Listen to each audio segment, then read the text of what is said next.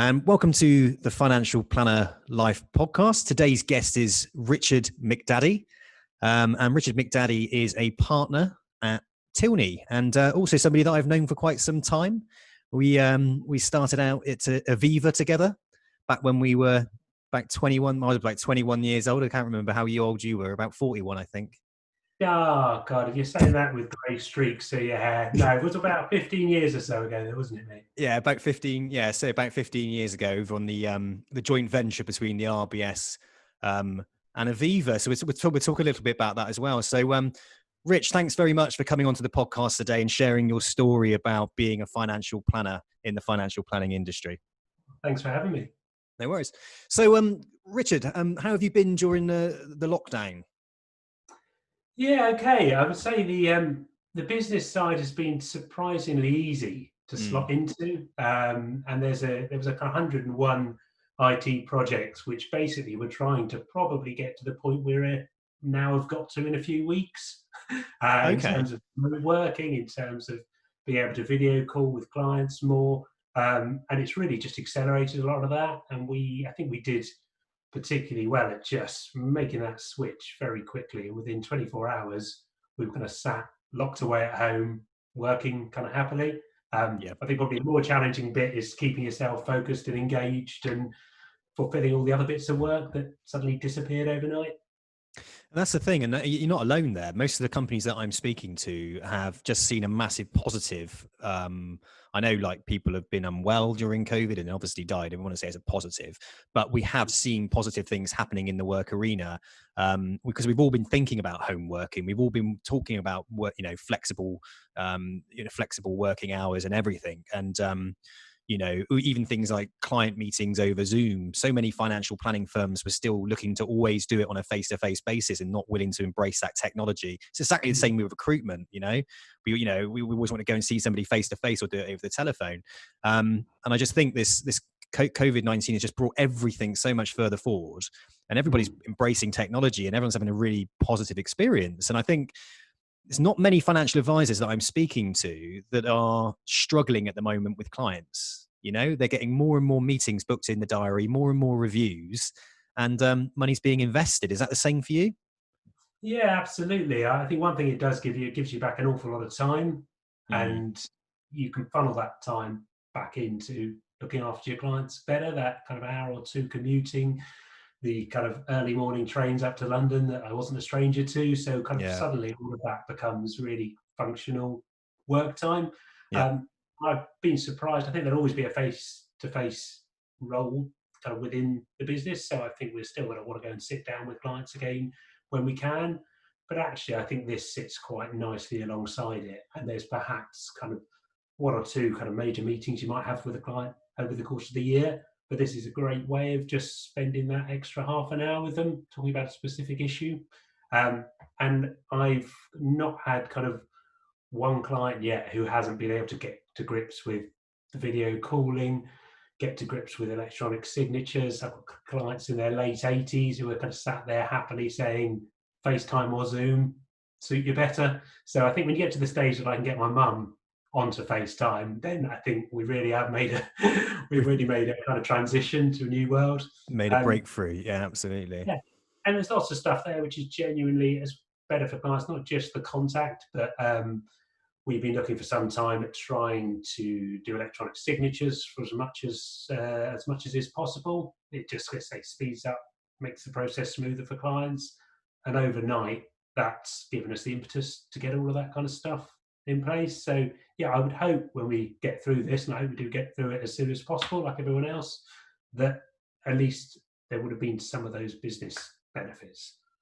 Have you seen, in respect of the process of delivering financial planning, doing reviews and everything, have you seen a marked increase in the speed it takes to get these done? You said about like implementing electronic signatures and not wet signatures. Has that had an impact on the timescales? Yeah, absolutely. If clients want to get something done now, and often clients will kind of act when there's a real need to get something over the line. Some of them will give us plenty of warning, but it's not kind of uncommon, certainly, especially perhaps in the kind of high net worth arena, that you've got clients who want to get things done today, or I've got to get something sorted for tax reasons. Mm. And suddenly that ability to kind of fire things back and forth via email, have a Zoom call, and potentially get something pretty substantial wrapped up within 24 hours is fantastic. It's also often the case that we need to, one of the challenges is less the paperwork, but getting all the right people around the table. So most of my clients will have accountants, solicitors, business advisors, auditors. They might have other trustees. And one of the things that always took weeks potentially was we would say, look, we're available, they're available, but you had to find time in the diary for another 5 people to get in a meeting and get into the centre of Bristol. Well, suddenly that's become incredibly easy. You just need to find half an hour in the diary and get an invite out. So Yeah. definitely some real positives there.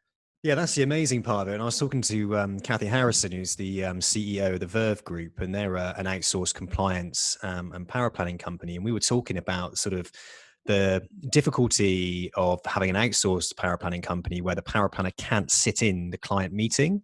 And she was saying, well, this is the thing with COVID now, we're just jumping on a Zoom meeting with the client. We're an outsourced power planning company. We're sitting in their Zoom meeting. So it looks like their power planner. The power planner can easily ask the questions and we can record the meeting and it's just job done. So you can just see how much smoother and you just said there, it's madness that we've gone this far without doing it. It's just Absolutely. Well, we found the same with new recruits coming into the business. So one of the things we're really keen on getting people to do is just sitting on client meetings with their agreement to see how other people operate. And I will still do it occasionally. I think we've all got stuff to learn from each other. And I think that is, again, it's far easier to do by video call and often kind of slightly less obtrusive. You're not kind of sat quietly in the corner. You're a tiny virtual window that can be swept to one side and just sit and watch. And so the new starters we've had have found that really useful. Yeah, absolutely. That's the sort of first I've come across that, really. That's a really useful tool that I'll be feeding back to some of the other clients that I work with, is to get your newbies on client meetings if they're not doing it already. And what a great way to observe. And also, I suppose if you are recording them and you can turn around and say, look, I've had an amazing meeting with a client, as long as the client's happy with their information being shared, then perhaps it's a great learning tool. When you would be in a contact center or something and you listen back to a couple of calls or something, again, it's a great opportunity. And I'm certainly pushing people listening to my podcast because I'm exceptional at asking questions to financial planners. And I want my, I can tell that already in this podcast. So. I want my guys to be as good as me, and no, that's just a egotistical me.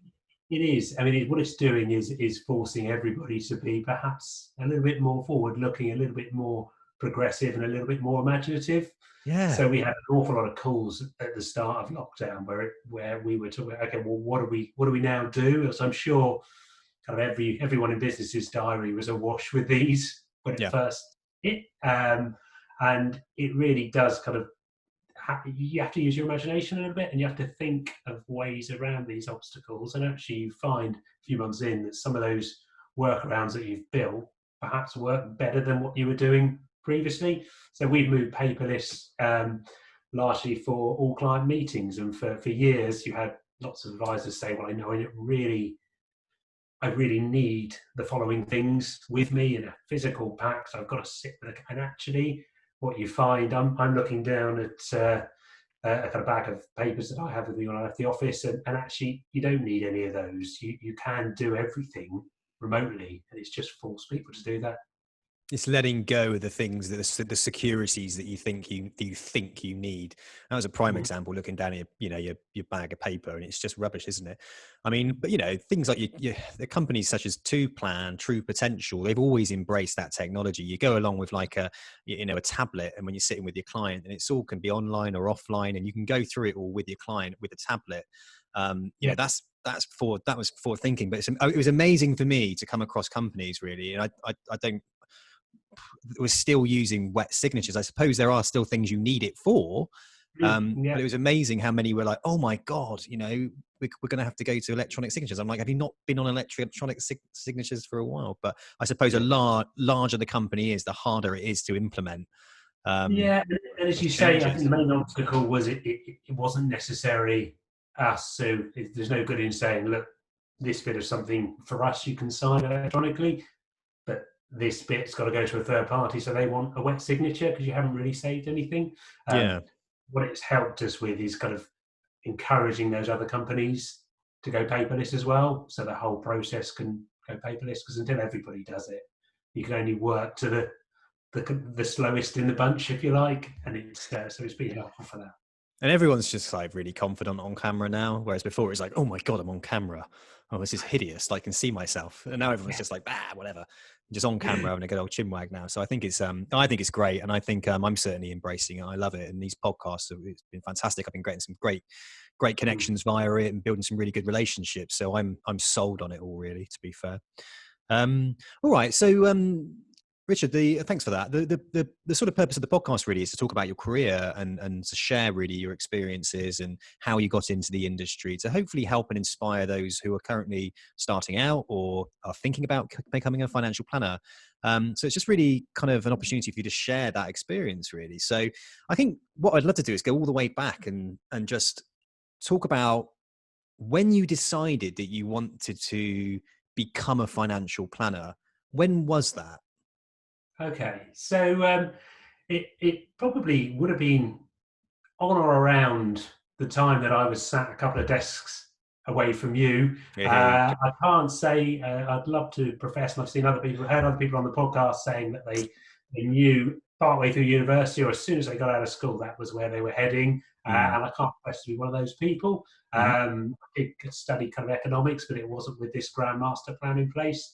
And had a couple of kind of fairly standard post-university jobs whilst I found my feet to put food on the table. And one of those was sitting near you in a kind of finance call centre type environment.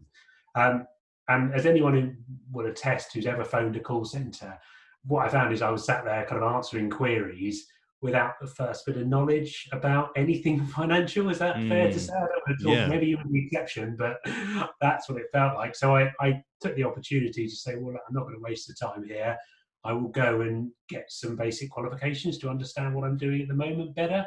And I'm a kind of big believer of that. Whatever job that you're doing, kind of getting a bit of additional knowledge to the chap sat next to you. No offense if the chap sat next to me in this example, Sam. Getting a bit of additional knowledge to the chap sat next to you puts you in good stead. So I kind of went and just enrolled myself and did some of the basic FPC exams. And just got a bit of a taste for it. That's what planted the seed. And I guess it was putting that together with the fact that it combined two things which I'd always been reasonably good at. So I've always had a bit of a head for numbers and figures, but at the same time, I kind of enjoyed this social aspect of the kind of human interaction. I enjoyed talking to people, working with them and problem solving. And it felt like a job that I could get into, which would combine those two elements. So I kind of went off the back of that. And as you know, initially joined an advisor academy years ago. Who was that then? Which company was that? So that was with Chase DeVere. Okay, yeah. Yeah, so that was where I kind of started out once I decided, look, that's what I want to get grounding in. But again, I was conscious that there was an awful lot I didn't know, and there's an awful lot more that I didn't know that I didn't know. So I wasn't, and kind of hats off to them in a way, but I wasn't somebody who wanted to go a self-employed route or anything like that without having the knowledge to know that I was doing a decent job.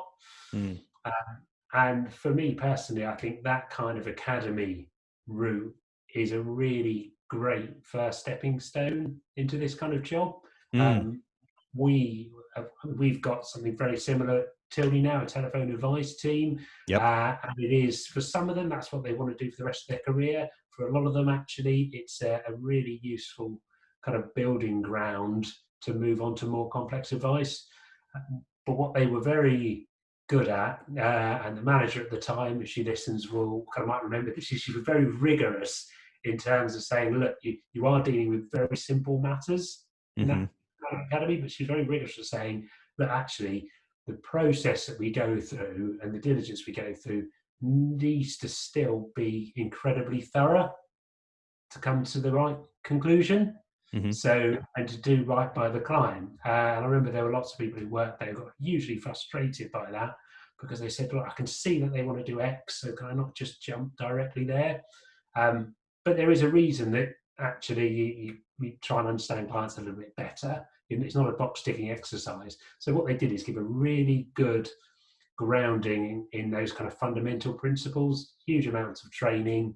And I also kind of used the opportunity while I was there to say, well, okay, at the time, you need a very basic level of qualification, but that principle of saying, look, actually, I want to know more than the next guy about what I'm doing. Um, and so I again kind of proceeded and got a number of exams under my belt. And it mean by the time I'd outgrown that academy, I felt that I was in a really strong position to start doing some more complex work. Okay, so great stuff. Because obviously, so that was leaving Aviva, was it, and then going straight into Chase de Vere, That's right, yeah. so straight into the academy, and you had a couple of FPCs under your belt at that point.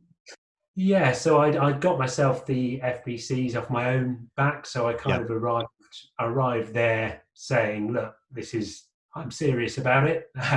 I think, again, doing it on your own sometimes helps demonstrate that you're not just talking up to the interview. You've put some hours in. Said, look, I've already done this, but what I haven't got is the craft yet. And that's what I want to learn in the academy. Excellent. Yeah, great stuff. Obviously, with Chase de Vere, the actual, the role of a financial advisor with them was always go in as an employed advisor for so many years. I think it was like 2 years or something, and then progressively you would naturally going down the self-employed route. So I assume joining, Chase de Vere in their academy, where they're sort of teaching you the fundamentals, the basics, and the behaviors, etc., surrounding financial planning, getting you through some of your qualifications as well, and upskilling your knowledge. That they were hoping that you would then move more into the route of becoming a financial planner with Chase de Vere, and eventually, I guess, going down that self-employed route. Mm-hmm. When you were in there, were you were there for a good 3.5 years at Chase. Yeah. Did you have a burning desire when you were in there to think, right, what I'm going to do is go self-employed? Did you want to go self-employed? I wasn't adverse to it, but again, I wasn't desperate to. And nothing wrong with the self-employed route, but often you become a kind of bit of your own castle in that respect. So you're paddling your own canoe.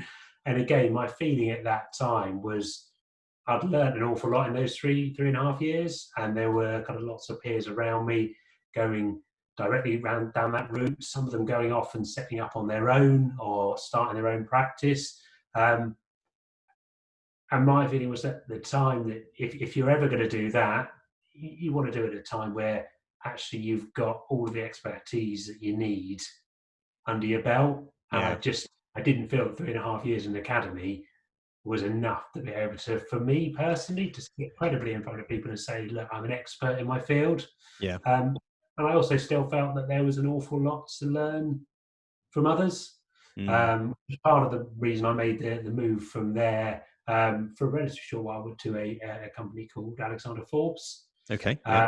And was helping them, if you like, kind of get in place their advice. They were employee benefits mainly. They wanted to do private client advice. So getting my teeth into kind of helping get that up and running and being part of a small team working there. So you had your sort of, you're at Chase de Vere. You had your head turned by an opportunity to be able to set something up within a company. So did that sort of scratch a little bit of an itch for you as well, that entrepreneurial side of you, where you thought, well, there's an opportunity there for me on the private client side. They don't have anything in place right now. This is something I can get my teeth into and make it mine. Was that your kind of thinking around that? Yeah, I think that was a lot. I think it was a natural kind of junction when you're moving out of that academy to say, look, I'm making a step over to face. That move, even within Chase de Vere, was into a different building on another side of Bath with a different team and a different group. So it almost felt like a company move anyway. And it was just a very natural point to kind of stick my head above the parapet and say, okay, well, is this the right next move for me? Is this the one where I'm going to learn the most that I can and develop as much as I can? And for me, actually going external at that point was the right move. And I think I'm glad I've done it, especially when I think now I've been at my current place for many, many years. Actually having a variety of those experiences adds a bit of depth before that. Yeah, yeah, 100%. I agree. So when you were working as a trainee advisor, then were you how long was it before you were delivering face-to-face financial advice on your own before, competent advisor status? How long did that take you to get to that level? So it was, I guess, one of the benefits of working in that academy environment and sitting on the phone all those years ago is that the level of supervision, direct supervision, can be that notch on, in that you can have somebody sat at your shoulder, as you were saying earlier. So you, within a pretty short space of time, and again, I'm not sure exactly off the top of my head, but within 2 or 3 months, I suspect, you were up and running and delivering advice to clients, albeit with heavy supervision behind you. And that was all telephone based, was it, Rich? That was all telephone based at the time, yeah. And it was only, as I said, the whole academy was telephone based. And it was only kind of having left there, moved to the next role, that it moved to a face-to-face environment. And actually what I found was that the face-to-face environment was a good grounding from the point of view is that if you can get those ideas across over the phone and you can articulate yourself when you've got kind of, what do they say, 60-70% of that communication is non-verbal normally. So if you can do it with only the kind of that small percentage at your disposal, suddenly when you're sat in front of clients, I remember it feeling hugely easy. Yeah. Experience, make that transition. Yeah, I definitely agree with you. You have to work a lot harder on a telephone to build trust, don't you? There's so many different things you've got to look out for. And as soon as you sit down with somebody face to face, it's completely different. I mean, you can just look into someone's eyes and give a smile and you've got a connection, Yeah. Well, you can, Sam. I'm not sure about yeah. Not at the moment with this wild hair. They just look at my hair like, what the hell is going on with his hair? But no, I agree. And I think the telephone based side of it, I think, and I look back on my experience of working in like contact centers for insurance sales and Aviva from the customer service perspective, answering some of those complex cases, but they were complex to me at the time, around bonds, dealing with people's concerns, worries around money. I felt it was a really great learning experience, and definitely not to dismiss the telephone route. And I think, the Tilney telephone route. I mean, the Tilney desk-based financial advisor role, as a company, we've placed a few people in there, and that is a fantastic grounding. It's a really great grounding. Can you tell us, could you know much about that? Did you get involved in it? Can you tell us a little bit about the Tilney desk-based financial planning role?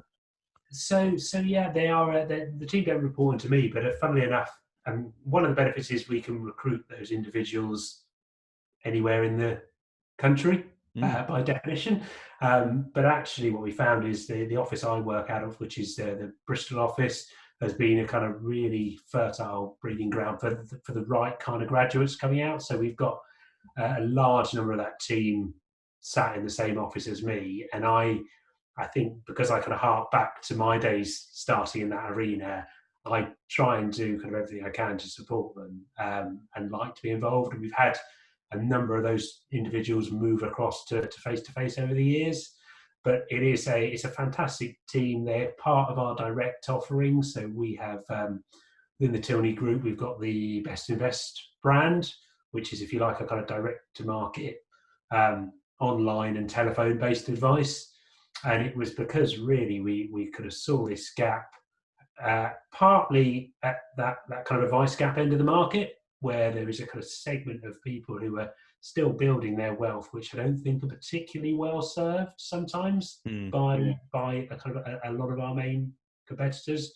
But actually also to recognise the fact that even if where people have got kind of larger funds, sometimes they just don't want to transact in the way that we have historically thought they should as an industry. And certainly, so having that kind of online offering alongside telephone advice has been fantastic. And that team effectively deal with individuals, kind of whatever their wealth, where they want to have a telephone and online relationship. They're really kind of, they're highly qualified, more so, I suspect, than the academy. So it's not strictly speaking academy. We want people who've got some level of knowledge there. What they do come in is they come in and get a grounding and all the support and all the technical expertise of the wider business to to kind of help them become the best advisor they can, and to help them transition to another area of the business if they want to. So absolutely, and I think that's the beautiful part about that telephone-based advice proposition. It's allowing people that have got some experience, a drive and ambition to wanting to be a financial planner. They go in there, cut their teeth within the telephone-based environment. They still report into the likes of you. They still socialize and mix with others within the business, such as the financial planners or whoever else it might well be, power planners. Get a good feel for the company and start to recognize areas where, after so many years, they can then progress their career. And I think it's a great place, really, because not every company offers that route into to true face-to-face financial planning. And certainly from my perspective, looking at the market, it's one of the best routes in, I personally think, certainly something that I would consider if I was in that position. Yeah, well, you're always more than welcome if you want a career switch. Shall I come and work for Tilney, shall I? Yeah. As I say, get the CV through, and we'll have a look, Sam. Have a look, right? The great thing about that for us, though, as well as it being kind of a great offering for clients in its own right, is that we know the kind of background and the way that those advisors have been built, the structures they've got in place, the understanding they've got, the expertise they've got, because we've put it in place. So one of the and that goes kind of right through to kind of both the kind of technical side of things, but also, I think, kind of more importantly for me, some of the ethical side of advising. So getting that right, and the reason I came and worked at kind of formerly Towery and now, which then became Tilney, was that I made a decision a few years into the industry that I wanted to spend my career being a fee-based advisor, and that wasn't the norm at the time. And I think that does lend itself to a different mindset, because we're bringing those people in, and from the start of their careers, for many of them, they are kind of delivering advice in that way. And I think it gives them the kind of ethical grounding that we want, and the kind of mindset that we want when they eventually start seeing clients face to face. So let me ask you then, what type of mindset do you think best suits being a financial planner?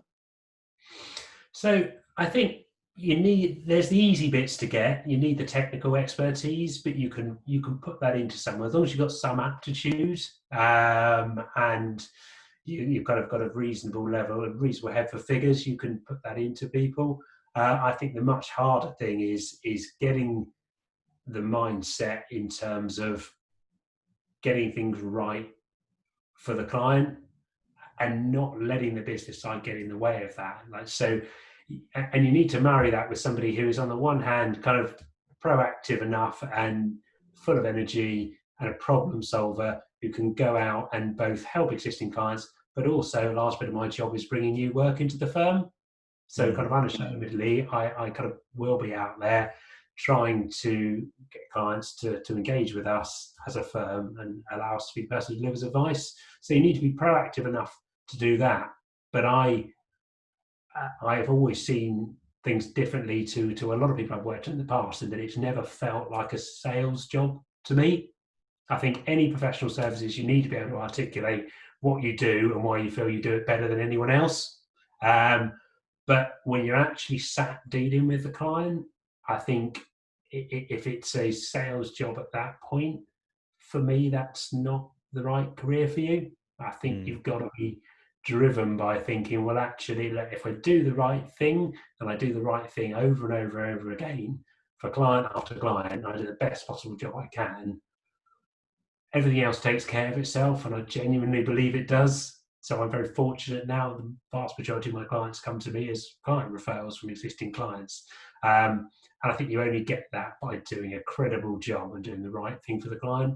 So I think, short answer to your question is marrying up enough proactivity to be able to go out, articulate your service and get new work in, but while still shedding that sales mindset of, look, I'm trying to sell a thing, because you're trying to solve a problem. Do you think then that the bad sort of mindset, if you like, within financial planning would be somebody who's just driven to sell? I've got to go out there, I've got to win some business, I've got to put some food on my food on my table, that kind of thing. Perhaps they're getting some pressure from bosses to be able to go out there and hit targets, sales targets, etc., if you like, because there's a lot of firms out there that have targets and still use the bonus structure and all of that kind of thing. Do you think the responsibility lies with the company that you work for to create a culture that isn't sales, and is actually rewarding employees based on the quality of work that they do? I think it's got to be both. It's got to be the individual responsibility and the companies. There's got to be some sharing there. So you've got to have the right culture from the top. And I think if you've got the wrong culture, it will flow down and it can lead to kind of bad outcomes to clients. But equally, I also think I'm a big believer in personal responsibility. And actually, if you've got the right people in the business, regardless of the culture, they can still do the right thing. So I know a lot of people in the industry, and some of them will say, kind of by their own admission, they work for an incredibly kind of sales-driven organisation, but they still do the right thing, because that's them being hardwired. Ideally, though, where you want to end up is with a business where you've got, I think, kind of the right culture, the right structure, a decent kind of fee-based approach, and if you're going to have incentives, kind of broad incentives around keeping existing clients happy, being as important as bringing new clients in, and then you've got to marry that by picking the kind of people who've got their own ethical code. And I say I didn't know all of that was there. Funnily enough, at university, I did study economics, but I did a joint honours degree and also studied philosophy. And a lot of that was kind of ethics, which at the time, again, as anyone who's ever done a philosophy degree will tell you, you weren't expecting to ever come in useful. I don't think you go into philosophy for the money or because it's a useful career path.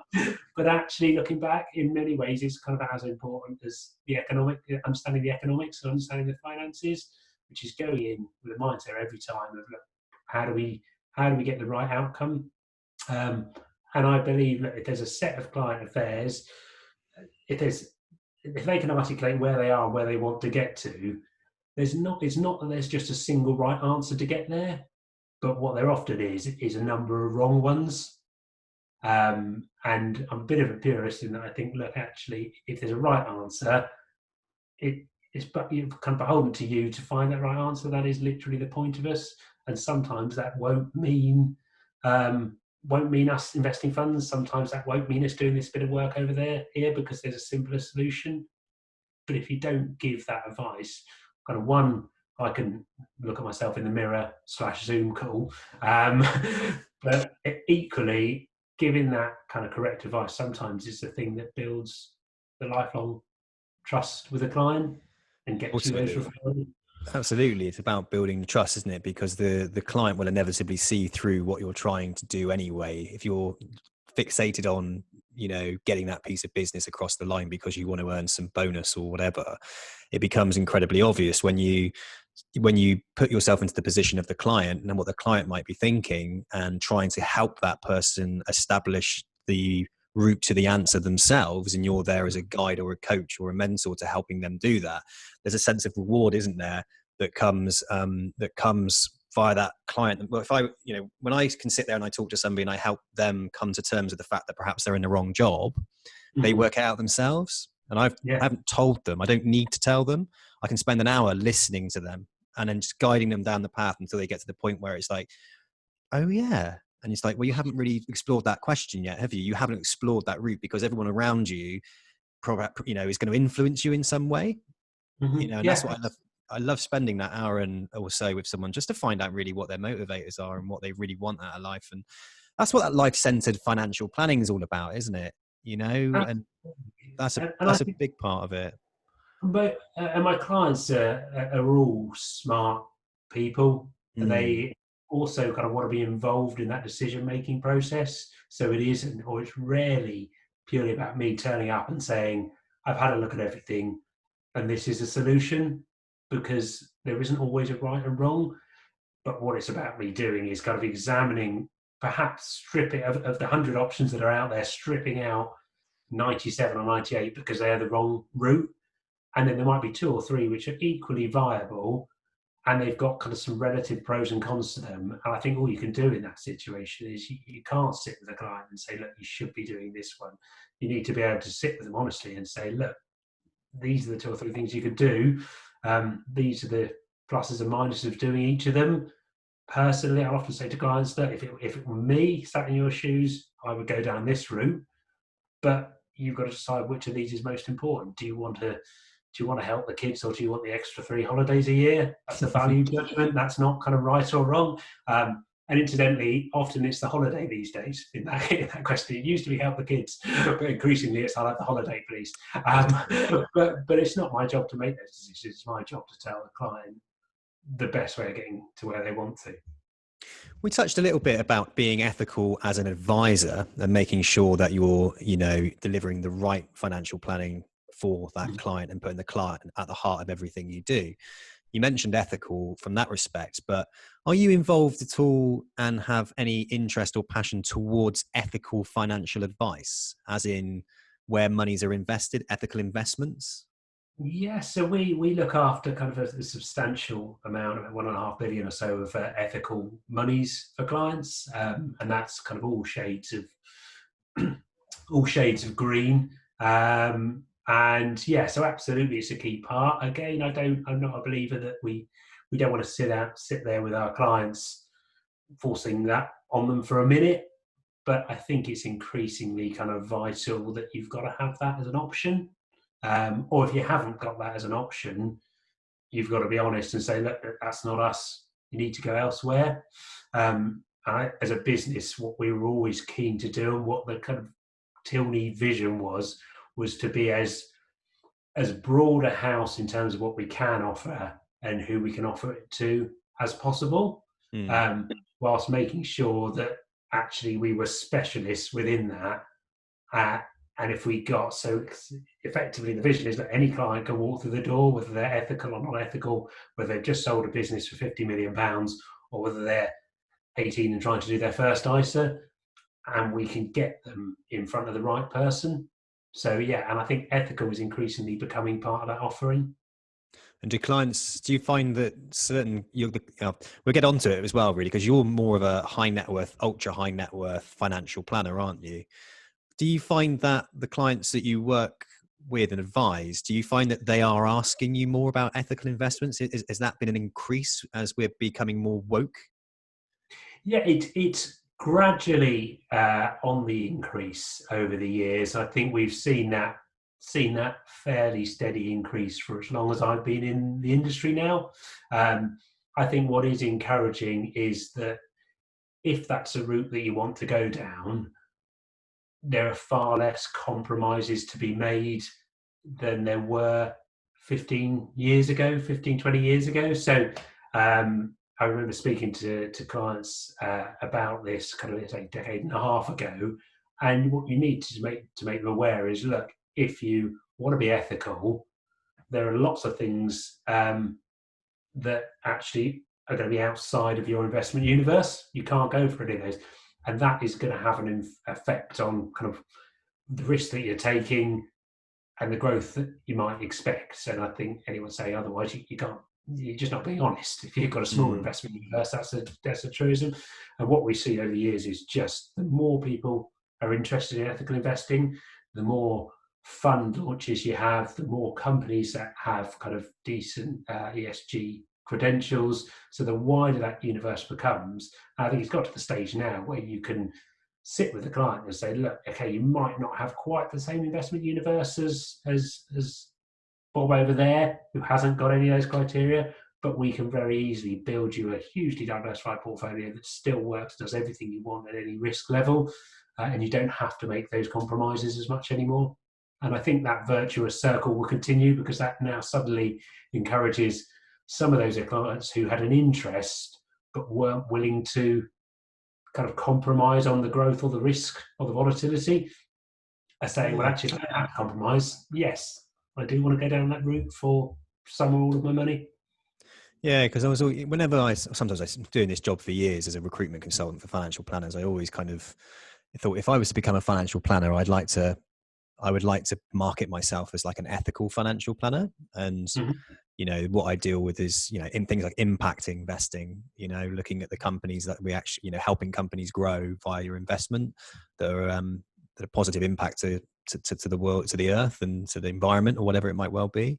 And I always kind of looked at that, but then at the same time, it's like profits. People like profits, don't they? They want to be able to see that their investment is profitable. And I always thought, like, how challenging is it to try to? It's like trying to turn somebody vegan, isn't it? Almost. Yeah, and I would never. Well, I never like encourage anyone to go ethical who didn't want to. In the same way as I rarely encourage people to go vegan if they don't want to. But I think all you can do, as with any of the other rights areas, is kind of lay out what the consequence is of that decision. And if you lay it out, actually, I find that any client out there, even those clients who are kind of not as financially astute when they come to us, if one of the main things you need to be able to do in this job is articulate things in a way and act as that buffer between all of this technical knowledge on the one hand and the client on the other, and you're there to translate that to them. So any decision, whether to go ethical, whether to invest at all, whether to use certain tax planning vehicles, that's down to your ability to explain to somebody and put them in a position that they can make an informed choice about it. Yeah, absolutely. And again, yeah, exactly that, leading them down the route to explore it within their mind of what's really important to them. Because, people often think, I've got this money here, and I've also got a couple of grandchildren, and I want them to have a really nice world to be living in a bit further down the line. And again, I just think it's I think it's a nice way for a financial planner to be talking to clients and how the investments do it. And I can imagine, from my perspective, certain clients might diversify their portfolios a bit, whereas before they didn't really care so much, whereas now they actually do. So they're probably investing a little bit more in ethical investments than they ever were. And you have that split then, don't you? Exactly. It's become a lot more nuanced. So you will have people saying, look, okay, this is the big part, and I want to be ethical to some extent with it, but I'm happy to have some kind of ethically neutral areas. So kind of gold might be an example of something actually which isn't necessarily one or other. Gilts. I'm happy to have those areas, but I really do need the diversification in this portfolio.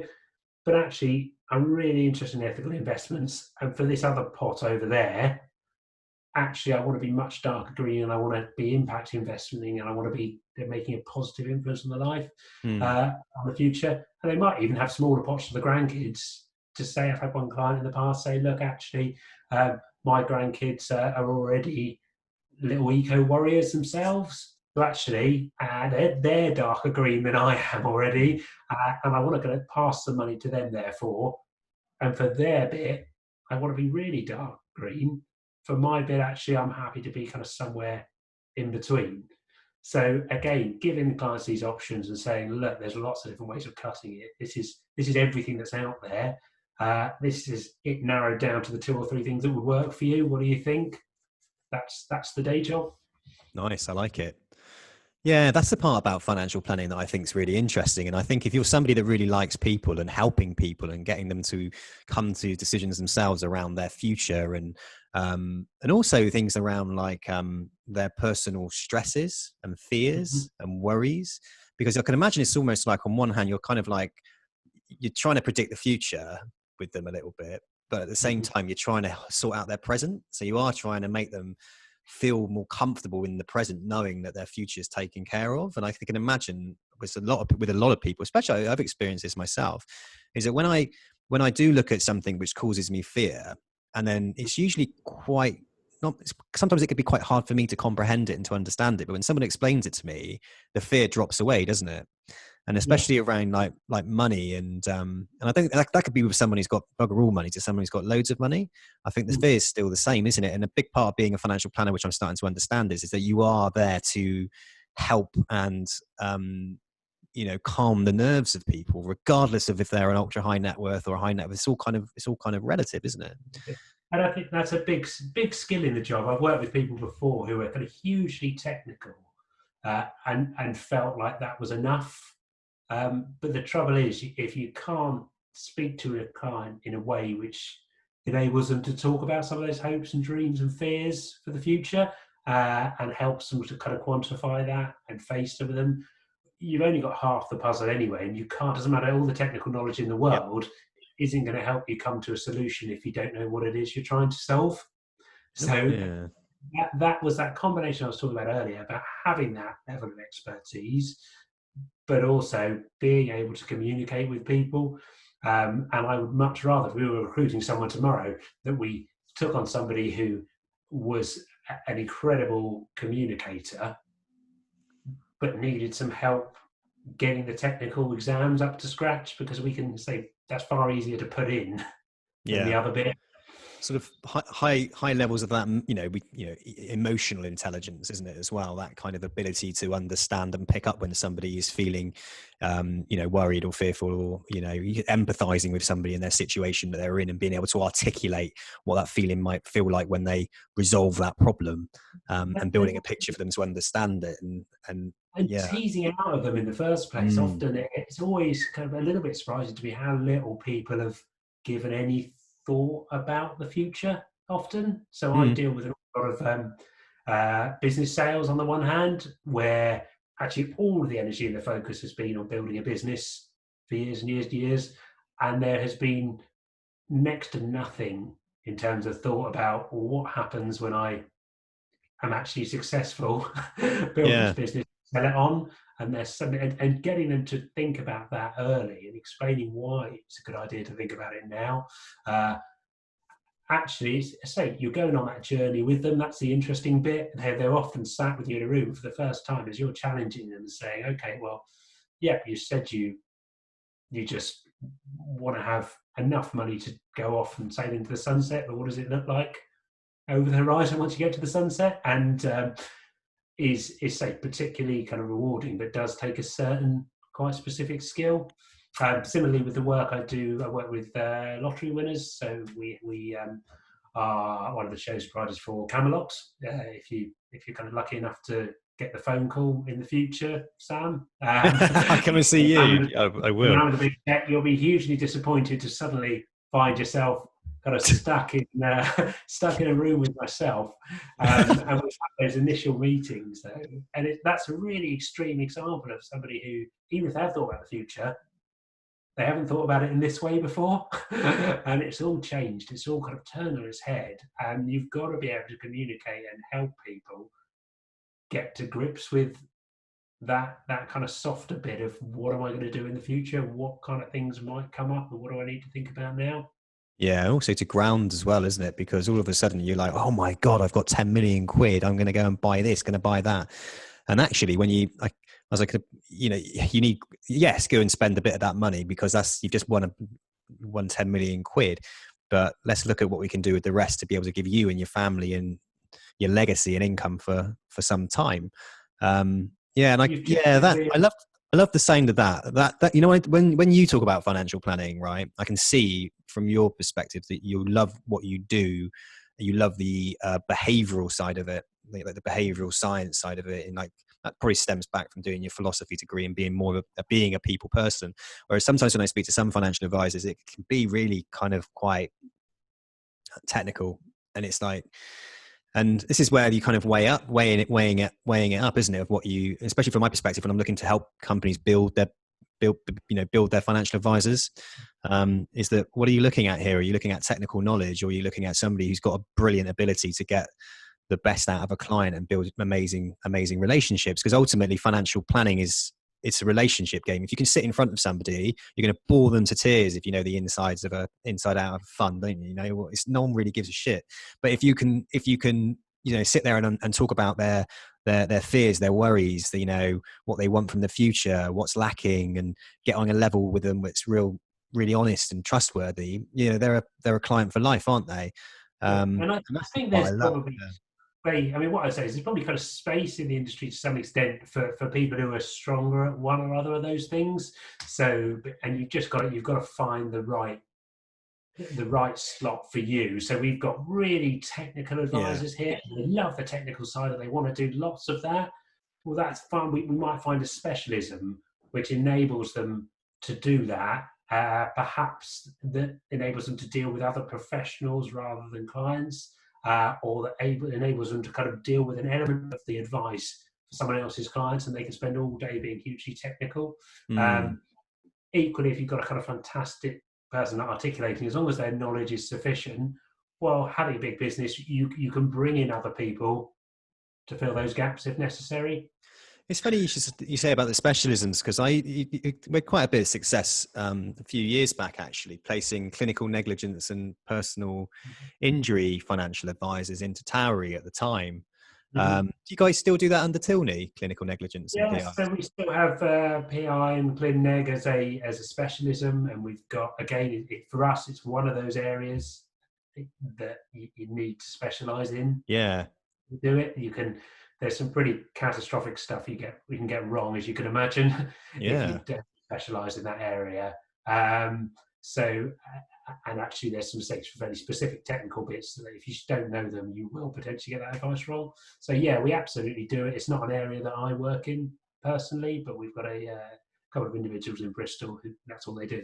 Yeah, sort of you have to be step accredited, don't you? And all the sort of pre and post court and putting everything together. If someone was to be unwell for quite some time due to some negligence, you have to kind of work out why they're disadvantaged, for how long they'll be disadvantaged, how much money they're going to need for I found all that really interesting. And I was speaking to the advisors, and that was a real kind of eye opener to an area of financial planning, which was a specific skill set or an expertise. And then you get somebody that's heavily interested in pensions. The complete technical, side of pensions, all these different QROPs and all this sort of stuff. And they were really, really deeping into that, and tax, people that love tax. Absolutely. Interestingly, because a lot of those guys tend to then move more into, like, you see, like the power planning route and the financial advisor route. I kind of think if you're very technical focused, that's not to say that somebody's not technical focused can't sit in front of a client and articulate it, because I can imagine some of your clients absolutely love to know the ins and outs of how something works.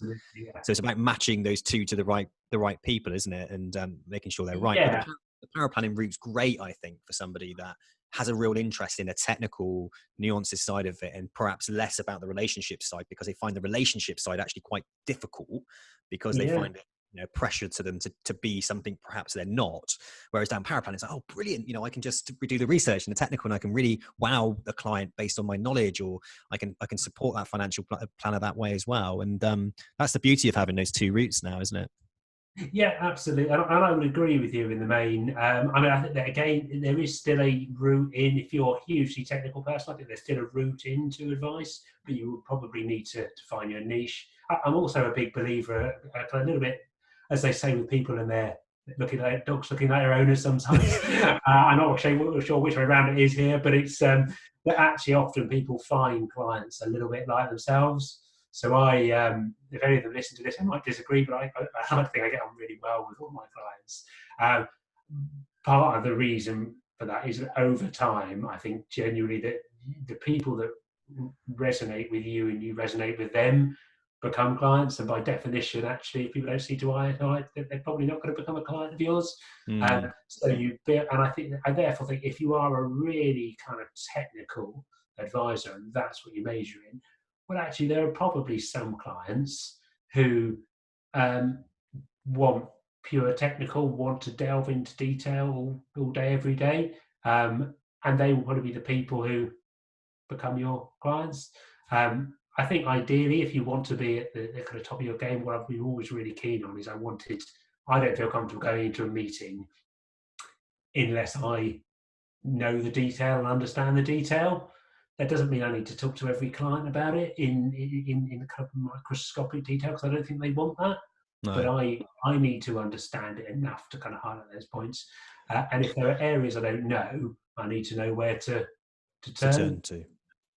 Yeah, and that's the beauty, isn't it, of having a good, solid company behind you that employs people from different backgrounds and different levels of skill set and understanding and expertise, because you can turn to those people. And a challenge you have as a self-employed advisor, for example, you think, well, I'm going to go and do this on my own, because perhaps you're driven by money, because you can get a lion's share of the business that you write. But what you then lack is that ability to turn around and deal with some real serious professionals that can give you that level of expertise by turning your head, and speaking to them.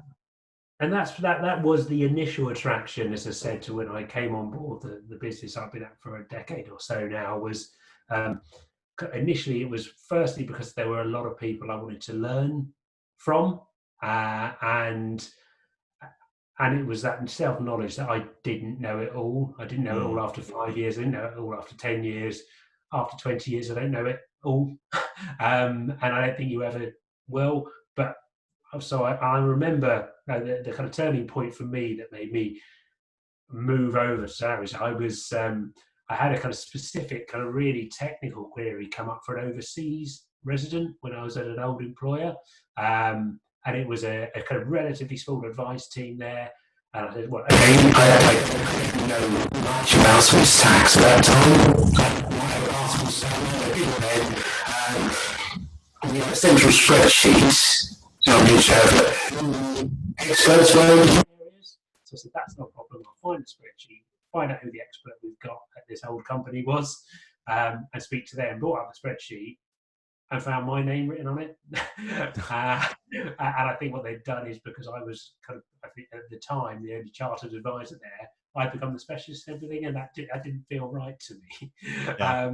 So equally, I remember them making the jump. And one of the things that impressed me when I walked into my first team meeting at Towery at the time was, I remember sitting there and being a bit intimidated, because you just had all these kind of guys and girls with 30 or 40 years experience. Everybody in the office was chartered. I suddenly wasn't the most qualified person in the room. And rather than being put off, I just thought that was fantastic. You just thought, okay, this is the place to learn your craft. And yeah, I want to be sat next to the PI Glyn Neg guy, because it's a comfort to know he's there if that kind of thing comes up, but also I can learn a bit of that. I want to be sat with our non-resident specialist, so I can learn a bit of that. So it's taught me a massive amount in the 10 years. And it also means I can genuinely still sit face to face with new clients and say, look, kind of pretty much whatever the problem is, we can help, or I can help directly, because I'm confident in the level of knowledge I've got of financial planning. If there's something particularly niche, we had a kind of a UAE tax matter come up this week, but actually, look, you can turn to our UAE financial planning specialist, bring him into the room for a specific tax query, turn to the client's account and get all of those people, and you can solve the problem and do it the right way.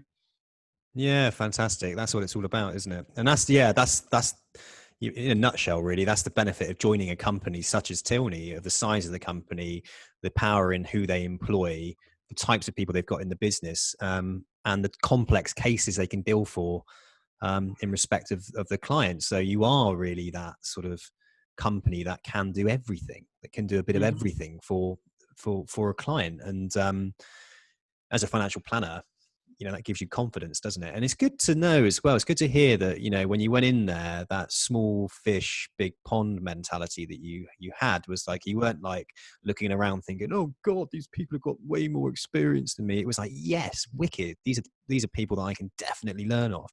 And that's quite refreshing. I think, if you're definitely an ambitious person who doesn't have a massive ego, then, I love that learning from others. I love being able to look at somebody else and just like listen to what they're doing. Or, if they're doing, I could imagine within financial planning, if they're like, can I come into a meeting or something just to hear what it is they do and how they do it? Because you just learn so much from listening to expertise. And I think one of the problems I have, for example, if I can bring it back to me, it's like in the situations, I can imagine a lot of advisors are like that. When you're a business owner, yes, I've got some great guys around me who work for me, but I'm the most experienced person in the room. And it can be quite lonely to not be able to have those, like a team of 10 people around me who've maybe got 5 or 10 years experience on me. So I can't get that increase every single day of knowledge. And how do you do that? Not to turn the tables on you and start asking the questions. Yeah, well, it's a struggle sometimes, because you just have to go off your gut and do what you do. But what I tend to do a lot of is read. I read a lot, so I'll read a lot of books. I'll listen to a lot of podcasts, and a lot of what I do is exactly what I'm doing here on this podcast, is that I will put myself out there and I'll talk to people and I won't be afraid to ask them questions. I get out the mindset that I need to be somebody who knows absolutely everything before I speak to somebody. Doing a podcast taught me a massive lesson, right? I would sit there and the first thing that it taught me was, it's not about you, Sam. It's about that other person. So, don't worry what you don't know. Just ask good questions and get the information out of that person, because your listeners are going to learn and you're going to learn. And that's always been my philosophy throughout life, really, is to don't think you need to know it all. Just ask a good question and someone will happily give you the answer. They're not going to sit there and go, God, you don't know that. Why am I even talking to you? No one thinks that. Everybody wants to give you the information. And that's my strategy, really, is to put my ego aside, my pride aside, and be humble and ask for people's honest answers to questions. And that's how I've always learned. I'm an experiential learner. That's how I do it. Yeah, and that's interesting. I think most of the best people are. It would be incredibly dull for me if you stop learning one day. So I think, but one of the things that you've clearly got, and I've worked hard to build over the years, is that network of the right people to ask the right question to. So I spend a kind of reasonable amount of time both with people out in the kind of accountants, solicitors, in the community, other professionals, also talking to kind of senior people at some of our kind of peers and our peer group, our competitors out there, because actually they're going through the same kind of challenges, especially at the moment. It's really interesting I've got one this Friday actually with an old friend of mine who's a partner in another advice firm. I can't wait to kind of talk a little bit about what kind of things are they doing? What are they thinking about? What are the challenges? How are they overcoming them? And similarly from accountants and solicitors, they have a slightly different vision to us, a slightly different lens when they look at client matters. So talking to them about what would you be thinking about? And it's completely different to the thing that jumps to the right of mind. Neither is right or wrong. Yeah. But I think you want all of that. And the more questions you ask, the more you kind of immerse yourself in that, and the more network you build up around you, the more you build it. Try not to put people on a pedestal, basically, I think is another one as well. Like I always say that to people, is that, don't think that somebody's better than you. I mean, when you work within, so say, for example, in recruiting into the financial planning industry, somebody might be giving financial advice to clients who've got 50K's worth of investable assets. Someone might be giving advice to somebody who's got 120 million, investable assets. And it's about kind of, from my perspective, and this is hopefully we're getting insight into this now, really, around high net worth and ultra high net worth financial advice. I've always kind of, if I speak to an advisor that gives ultra high net worth advice, in the early days, I'd be like, a bit nervous. Like I'd treat that advisor slightly differently. Like I'd put them on a pedestal up against, say, a financial advisor for HSBC. And as I kind of progressed and I got to know these people, it's not like that at all. Like everyone's pretty much very similar. They just got different skill sets. And they work in different streams, if you like, or different niches. And that was something that I definitely learned, was don't put people on pedestals. But actually that limiting belief can sometimes be detrimental to people's careers. It's often that I come across like a financial advisor. He's like, they struggle to win client relationships, for example. And that might be perhaps because they don't think they're good enough to be, say, networking with solicitors or accountants to be able to generate referrals. So that's something that I've come across. And we've kind of gone off tangent, really, because I want to talk about your career, but at the same time, this is realities of being a financial advisor, and I'm loving the chat. So you've kind of come in at Towery, you've progressed through Towery, you're now a director within Tilney. You're delivering financial advice. You always have done. You've had some involvement within the business and the structure of it, and the Bristol office. But ultimately you're a financial planner, aren't you? You're a financial planner giving financial planning advice to high net worth and ultra high net worth clients. And yeah, absolutely. And again, one of the things that does keep me interested is that I do have my hand in some of those other areas in terms of kind of propositional bits or helping build the Bristol office, being involved in various projects over the years. And that stuff's kind of interesting to get underneath the hood. But I also kind of manage some financial planners in the team now. And again, I kind of find that really rewarding. But at heart, the biggest part of the day job, and I was keen to keep it this way, was clients dealing with existing clients, bringing on board new clients. So that is absolutely the majority of the day job. And you shouldn't, if it gets to the stage where it's not the majority of the day job, then I think I'll be unhappy for it to be any of the day job. And you need to keep close enough to the coalface that you know what's going on. Yeah, and absolutely, and this is what I've been enjoying about COVID, really, this whole lockdown situation, putting myself on to podcasts and picking the phone up again, business developing again, and having something to talk about. It's been brilliant. In like when you're running a business, you kind of forget the actual part you did enjoy, which is the client interaction, and you get so much reward out of talking to people and helping people, and again, learning and recognizing, like, some of the connections that I've had from speaking to more people is amazing. Like, there's so many little opportunities are coming up for me that it's like, if I didn't do that and put myself out there, I wouldn't have got it back. It's that whole law of attractions thing, isn't it? And I think if you and some people don't want to do it, I get it, and they want to sit and be a manager and are happy to sit there and also are skilled at that as well. Yeah, I like the people side of the job, I think. Would you I think you lose something as well if you're not. The benefit of having people who are involved in all of those other areas in the business, involved in managing teams' financial plans, involved in projects, but also spending most of their time doing client work, is you've got to understand. It means that you start everything, all of those other projects. I know it's a bit of a cliche saying kind of starting it from the point of view of the client. Every kind of project I've been on starts like that, but actually you've got people who are the ones sat eye to eye with clients, building some of the stuff for the business.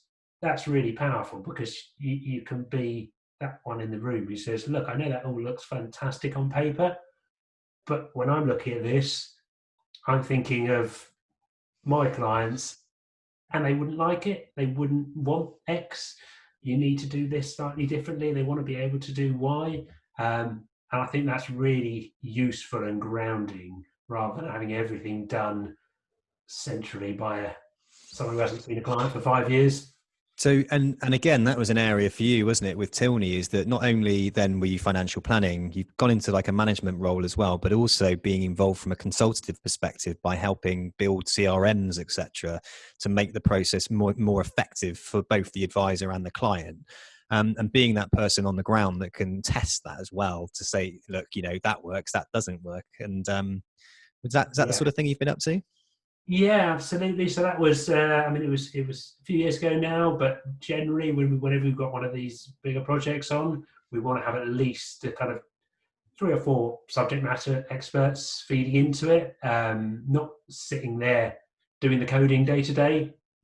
Thank goodness, because you wouldn't, I don't know what you would have got, but it wouldn't have been our existing CRM system. somebody who can kind of sit there, speak to me about the software developers, and say, right, okay, I understand what you're building, but this is what it's got to do. This is what it's going to look like for me as an advisor to adopt this and use it. This is what it's got to look like from a client point of view for them, because I'm a client of Tilney's as well as an advisor there, as you would expect. And so I look at it through both fields. And if I get something by email from Tilney and I'm not, it's really useful to be able to say, look, okay, from a client and advice point of view, that's not what we want. What we want is this, it's slightly different.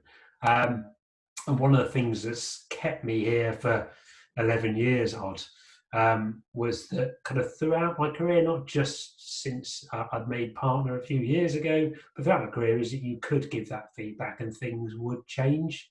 I'm not saying they've got every single decision right, and no business does, but what they do is try and get everything right and listen to feedback when it's not right and try and change it. Well, that's great. If you can be part of that think tank and implement the changes and they're listening to it, that's the key thing, because a huge amount of people do feel kind of slightly frustrated when they're working for a company that doesn't listen to the feedback of how a process works, because again, they're not at the they're not at the beginning of the process. They might be looking at the end of how much money's being made, and that's all they kind of focus on. Whereas actually the journey is what it's about, isn't it? Because you can lose so many people, whether they're employees or clients, along that journey. And if it's not right, and if it's not singing all the right songs, then eventually that's going to have an impact on profits. And I suspect that may be what puts some people off that kind of fully employed bigger business route, is the lack of kind of control or the lack of input. And so I'm not saying for a moment it's like a self-employed business. There are there are structures around you, and they're there, kind of in my opinion, for pretty good reasons for client benefit.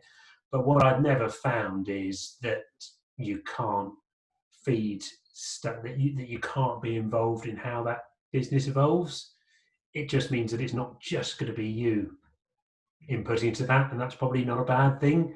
Because having a few different voices in the room, you can come to kind of a sensible answer often. But I've always found that if you want to get involved, if you want to join a business, if it's the right business, I think I found Tilney to be someone who I could approach with any idea, whether it's an entrepreneurial one or a business structure one, and say, look, I think we can do this thing better. And if it's a sound idea, then it's something that will get taken forward. So it still encourages that kind of entrepreneurial approach, despite having kind of a bigger company behind you. Absolutely. So with your journey then, you eventually, through Towery and being in Tilney, obviously prior to that, you were wanting to work more complex, more interesting cases with more interesting clients. And naturally, I think everybody progressively wants to move up and deal with perhaps smaller amount of clients, but with more technical, higher net worth and ultra high net worth. With your sort of journey then taking you that way, how powerful is it to have a brand behind you, such as Tilney, in helping you win new high net worth or ultra high net worth clients? I mean, I think you get to a certain level, and I'm not saying it can't be done if you haven't got a big, decent kind of larger brand behind you, but it absolutely, it helps. It helps on two fronts, in that actually a lot of those clients at the kind of high to ultra high net worth end do have particularly complicated affairs, do want you to look after the wider family group as a whole. And within that, you have kind of a number of different people who have really different circumstances. And to sit there saying that you're an expert in all of them, I think could be a challenge. I've got kind of one client who's got kind of children in four completely different areas of the world. And part of his planning overlaps with theirs, as you'd often expect. And he wants a bit of that kind of advice. He wants it to be joined up, and he expects us to understand all of those things. I don't think anyone could do that as an island. I think you need a wider support network to do that. So I think it enables you to go in and speak to those high net worth clients and say, look, we're not going to cherry pick. We're not going to say we can only do this strand, but we can't do this. We're not going to not look after any of the members of your family. We can do all of it. And that's pretty compelling. I think it also means that you can do some of the more complex work that's needed for those high net worth clients. I'm not saying it's always more complicated. Some clients have a lot of money and pretty simple affairs, but often the higher up the value chain you go, those areas of kind of complexity creep in. So your toolkit, if you like, needs to be a bit bigger than it used to be when I first started in financial planning, and it consisted of an ISA. You need a little bit more in there. That's not going to solve a lot of problems. So having that bigger toolkit, I think it is essential, and having a big company behind you, less so from the brand point of view, more so from a practical, we've got expertise in all of this stuff and real depth in all of it, is really important.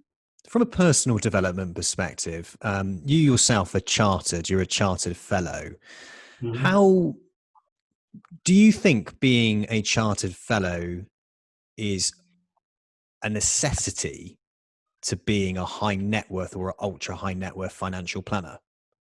My answer would be, for me, it feels like a necessity, but not for the reasons that people would think. So I have never found, and I don't find this substantively different at the kind of high net worth, ultra net worth end, I've never found that it's the thing that the client is looking for. I think there is an assumption for most clients, rightly or wrongly, that, look, if I'm dealing with somebody, they know what they're talking about. And I never thought clients particularly are clear on diplomas, chartered, fellowship, or anything else. So it might be a small comfort, but I don't think it's the be all and end all any more than it is any other thing at any other level. I think where it becomes a necessity is you need that level of knowledge of some of those complex areas to be the one that the client wants to deal with them. I think those clients often are kind of demanding, and I don't mean that negatively, but just they're obviously kind of time pressure people often. There's a lot of things to be done, and they expect you, when you advise them, to know the full breadth of your craft. And I think that's what getting all of those exams under your belt does. So I think, yeah, important, and you need it there from a personal point of view for me to know what you're doing when you speak to clients. Less important to have the letters after your name from a client point of view, I've always felt. So it's more around the knowledge, your understanding of your craft. And also, I suppose, from a financial planner perspective, is the confidence in knowing what you're talking about. And yes, there's a few letters after your name. It's nice to have that badge, and there's an element of prestige there. Less so important to the client. More so important is you know what the hell you're talking about. I think that's a really great point you make about the confidence as well, though, because I think that comes across to clients. Nobody wants to feel like they're dealing with someone who's training on the job as they look after their millions. They want to feel like somebody who's done the work before and knows kind of all elements of it. And I think for me, I would struggle doing the work I do if I wasn't confident in going into every meeting, kind of knowing that I knew what I was talking about. And I think it is also the thing that addresses what you were talking about a little bit earlier about not being afraid to ask. So it's not for a minute that I know kind of every element of financial planning out there. No, nobody does. But what I do know, and I've built up over the kind of 20 years, is built up enough exams and enough client experience to know that, look, if I don't know it, it's probably pretty niche, and it's entirely reasonable to sit with a client and say, okay, actually that area is not one of my specialisms, but so I'm going to bring in so and so. That's all they deal with. This particular kind of trust is something they deal with day in, day out. Let's bring them into the meeting. And I think sometimes less experienced, less qualified advisors struggle to have that confidence. They don't know what they should know. So the most dangerous thing is getting into a situation where they are kind of trying to fake it. Gotcha. Yeah. You need that level of confidence to be People able to see, say, people see through blagging, don't they? It's obvious if someone's trying to fake it till they make it, or blag somebody. And as you said, it's always better to say, I don't know. But I tell you what, I've got some pretty amazing guys in my team. Let me just ask them, and I'll come back to you. So you yourself then, okay, so you're a financial planner, you work in the high net worth and what I would consider to be ultra high net worth. My first question then, actually, I ask anybody who says they work in that arena, what's the criteria to be an ultra high net worth client? Yeah, so there's no kind of official definition as far. Everyone seems to have their own arbitrary number picked out, whether it's 3 million, 10 million, 100 million. It depends on the kind of firm you're dealing with and the individual you're speaking to and the day you catch them sometimes. I would say kind of once you're beyond a million, often that will be kind of broadly considered for most people to be kind of high net worth territory. If I had to put a number on it, I could go perhaps beyond 10 million or so, ultra high net worth. But I don't think sometimes it's hugely useful putting those kind of labels. I know it's a necessity, like especially the line of work that you do. You need to be able to have some ranges there. But I think for me, all I tend to say is I kind of deal with clients whose affairs are a bit more complicated, and therefore they kind of necessitate a partner taking them on. And some of those had kind of clients in the past who haven't got a penny with us. We're not managing any money for them. And by that kind of definition, they're not high net worth at all. But what we do know is that they've got a lot of money tied up in businesses, in property portfolios, they're managing that themselves. And what they need is really involved financial planning. And we're happy to do that. And when the time comes, if the time comes, deal with the asset worth. But I tend to look at it as just as a kind of more of a complexity question. So sometimes then you're not even putting any money under management. You're not investing their money. You are just literally they're paying for financial planning advice. These types of clients. Yeah, and this is why I'd always said I think fee-based financial planning was really important to me, because it allows you to do that kind of genuine work. Now, don't get me wrong, an awful lot of what we do, the vast majority of our clients, we are managing funds for them in some shape or form, but it's not a necessity. And we will have kind of clients regularly come or refer other people to us who say, look, I don't need any of this stuff at the moment. What I need is a one-off bit of advice, and I just want you to charge for your time, and we can absolutely do that. Similarly, as I said, we've got some kind of very wealthy clients who haven't got any or barely any liquid funds because they're sat there waiting on a business to sail to go in a few years. And I think often we find that's really valuable to us, because others will go into that situation and say, this is who we are, give us a call in 5 years' time when you sell the business and we'll talk then. Whereas what we could say is that there's loads of stuff that you can still do now on the planning front. There might be a bit of cash flow work, might be helping them think about the exit value by quantifying whether they need 1 million, 3 million or 10 million. All things that we can think about doing now. It might be about kind of extracting money from the business now, setting up pensions, whatever. All things we can do now which are really valuable. And then sure, when the sale goes, it's great for them because they've got a relationship with somebody. But it's also, actually, speaking candidly, it's really good for us because we've spent 5 years proving our worth. When it comes to winning high net worth clients, I'm not asking for Tilney's book of how to win high net worth or ultra high net worth clients, but what advice would you give an aspiring financial advisor who wants to build a high net worth or an ultra high net worth client book? What advice would you give them to help them perhaps better improve their ability to win those types of clients?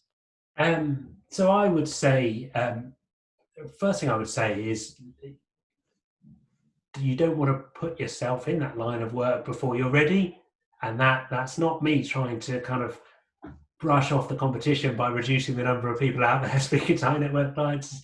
Genuinely, what really alarms me sometimes in any of the fields of financial planning is that kind of sales mentality of winning work at any cost. And sure, it can sound really attractive if you're just starting out and you're 6 months into your first position in an academy somewhere or self-employed, and you say, I've stumbled across someone with £10 million.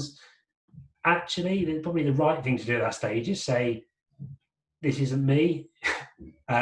So I think building to it gradually, so that when you're there, when you're sat in some of that front of that kind of high net worth client, you can genuinely say, hand on heart, look, I do deal with people like you.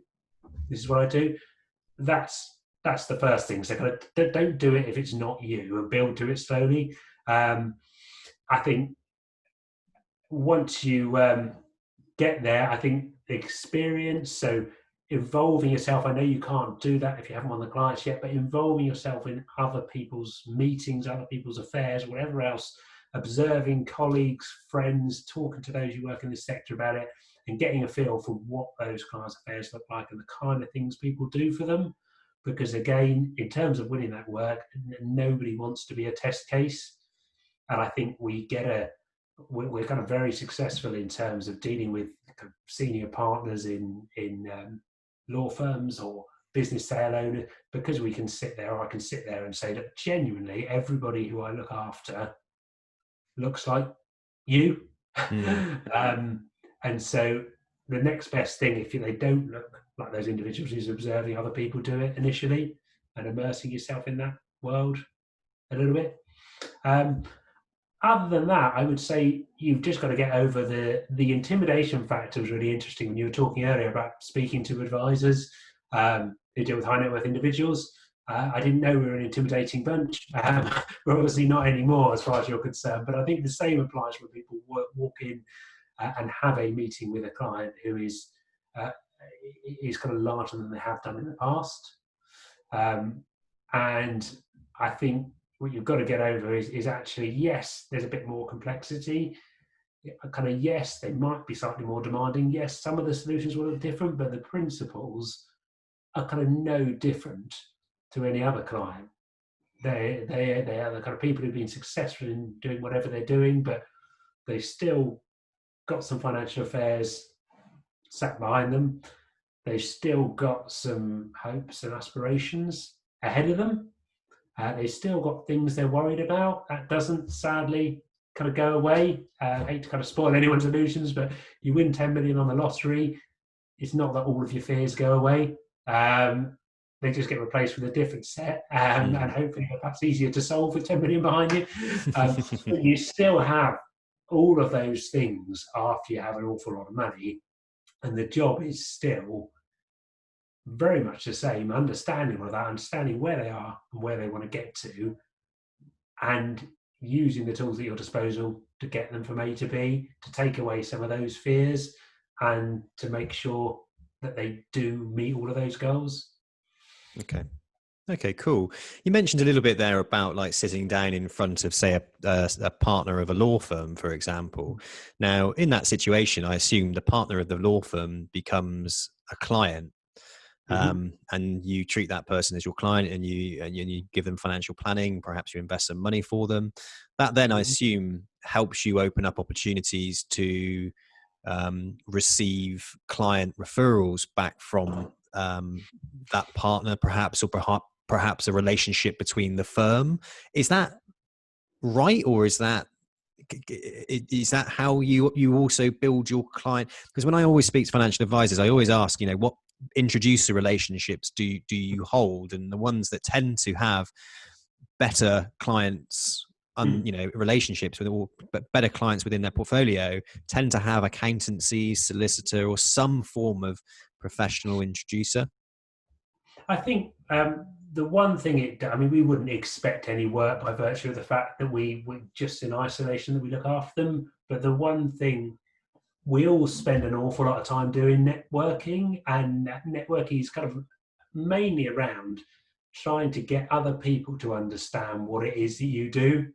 And none of us are great at it. We think we know what an accountant does. We think we know what a solicitor does. They think we know what they do, but none of us are kind of fantastic at it unless they've really gone under the bonnet and seen it.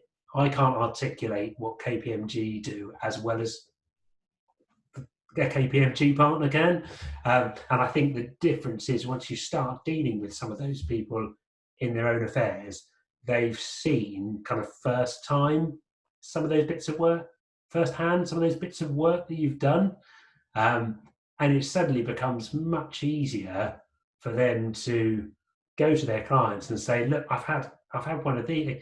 If you heard of cash flow planning, it's amazing. I had one. It was really good.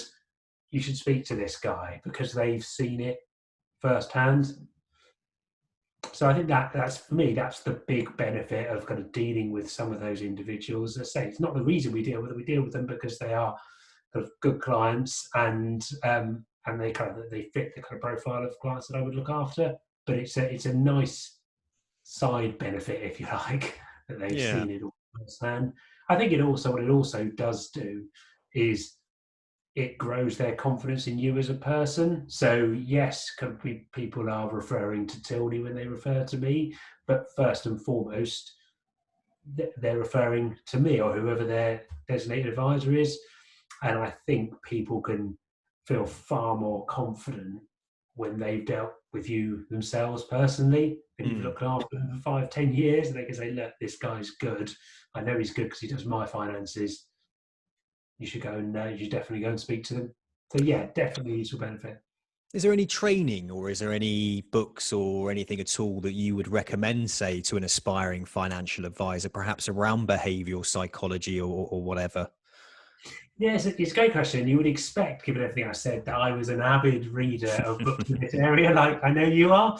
But actually, in my spare time, I don't read. I kind of read the technical stuff I have to for my job, but I don't read an awful lot in terms of the day job outside of work. And so everything I've kind of learned with dealing with introduced students to accountants and solicitors has been kind of hard-won through many years being out and about working with them. I think the tips I would give personally to kind of people just moving into this for the first time is kind of one, get out there an awful lot. So just do it to start with. Go out and meet as many people as you can. Do exactly what you were saying earlier and ask them lots of questions about what they do. Don't be intimidated out of asking the questions you need to understand what they do properly.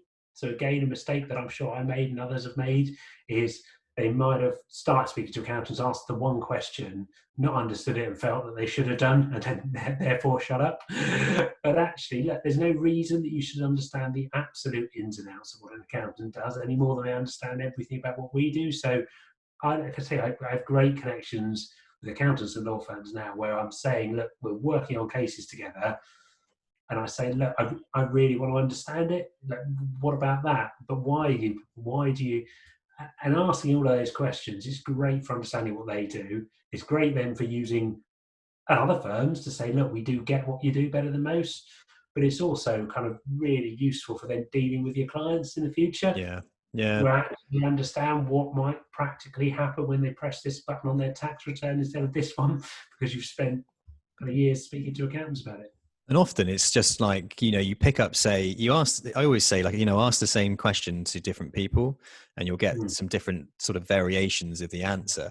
And what tends to be is that you should kind of have, like, in your arsenal, 3 or 4 things that cover that area of expertise. And more than often, it's usually enough for someone to kind of build that rapport with you and trust that you understand what you're talking about.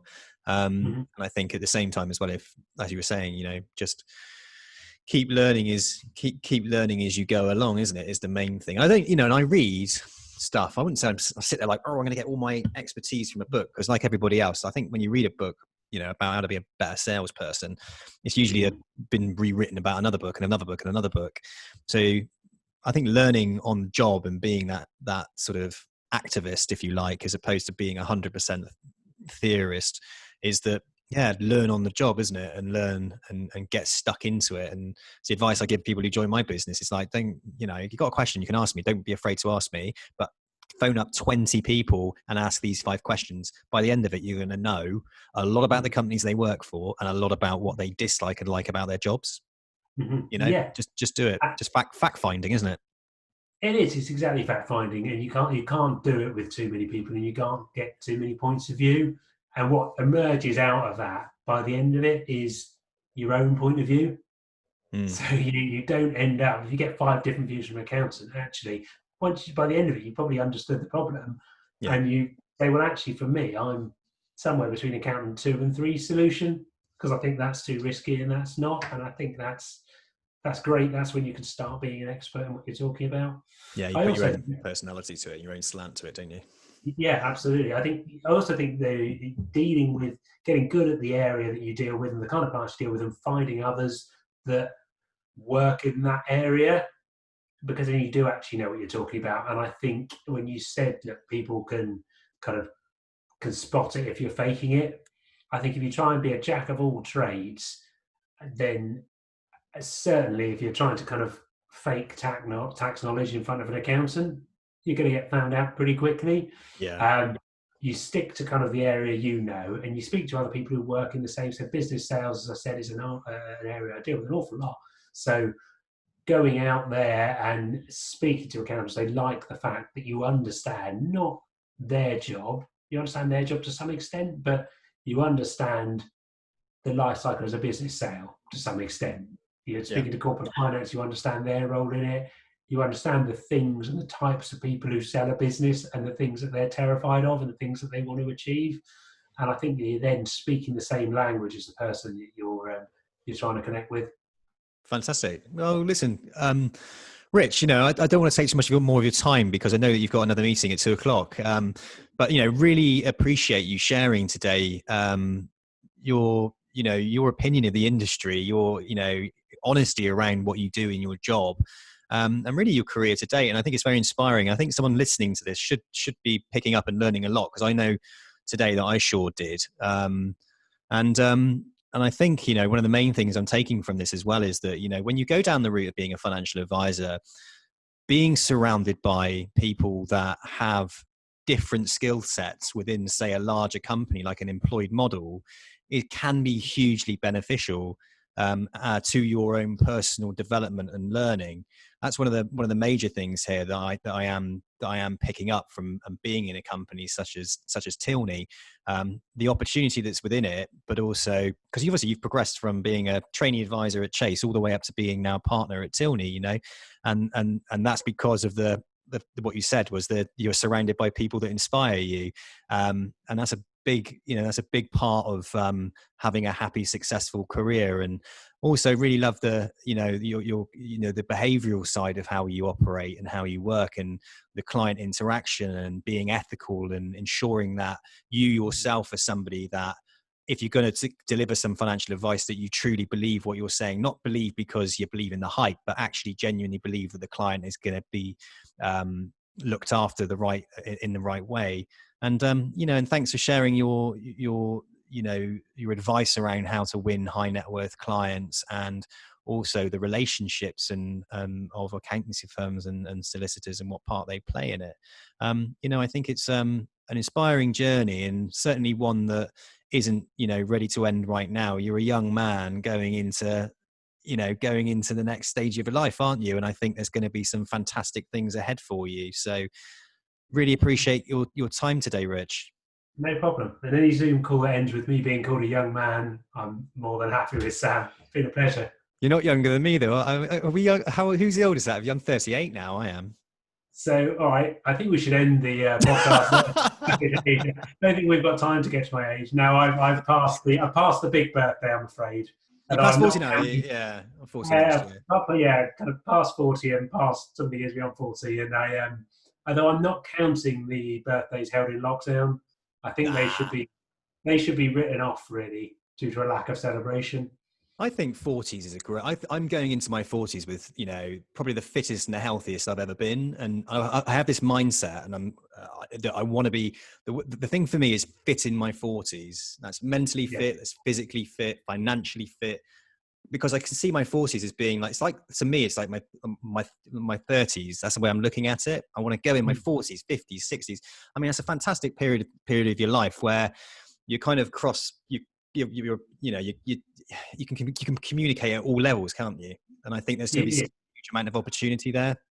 I think it is for me. It's often kind of is the big career decade.